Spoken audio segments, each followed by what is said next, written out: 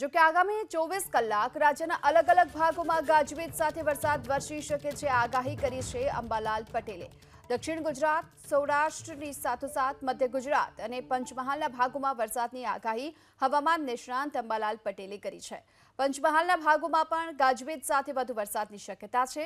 અમદાવાદ અને ગાંધીનગરમાં હળવાથી ભારે વરસાદનું પણ અનુમાન છે। તો રથયાત્રાના દિવસે રાજ્યના કેટલાક શહેરોમાં વરસાદી છાંટા પડવાની શક્યતા છે। 15 તારીખે બંગાળના ઉપસાગરમાં વધુ એક સિસ્ટમ સક્રિય બનતા વરસાદ વરસશે।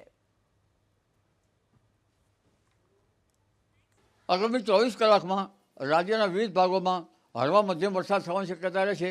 ક્યાંક ભારે વરસાદી ઝાપટા પડી શકે, જેમાં અમદાવાદ, ગાંધીનગરના ભાગોમાં પણ વરસાદી ઝાપટા પડવાની શક્યતા રહેશે। વરસાદ ગાજવીજ સાથે થવાની શક્યતા રહેશે।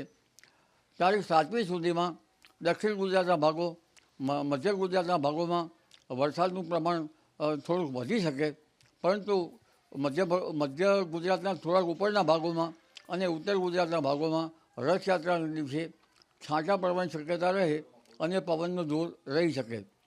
તારીખ 11મીએ અષાઢી પાંચમે ગાજવીજ સાથે વરસાદ થવાની શક્યતા રાજ્યના ઘણા ભાગોમાં રહે। બંગાળના ઉપસાગરમાં તારીખ 7-8માં એક હવાનું હળવું દબાણ ઊભું થતાં તેની અસર છેક ઓડિશાના માર્ગે થઈને છેક મધ્યપ્રદેશના ગુજરાતના ભાગોમાં આવતા અને અરબ સાગરનો ભેજ મર્જ થતાં તારીખ 14 સુધીમાં રાજ્યના ભાગોમાં ઘણા ભાગમાં સારો વરસાદ થઈ શકે।